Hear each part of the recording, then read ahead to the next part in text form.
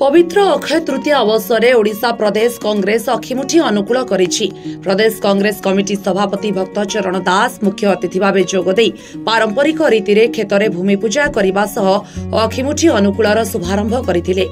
खाली सेतिकी नुहे, राज्यर समस्त चाषी भाई भौणी मानकु अक्षय तृतीयार अभिनंदन जणाइबा सह राज्य सरकार चाषी को न्याय देबा और सेमानकर हक पूरण करबा एकांत जरूरी बोली भक्त कहिथिले।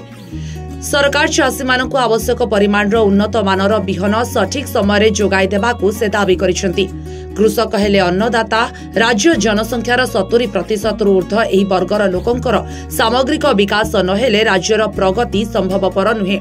नचेत न्याय पथरे चाषीक हक पाई संकल्प, संघर्ष और समर्पण द्वारा कांग्रेस लड़ाई जारी रखिब।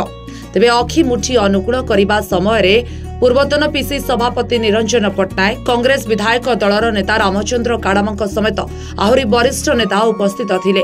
Bureau report, UBC Odia.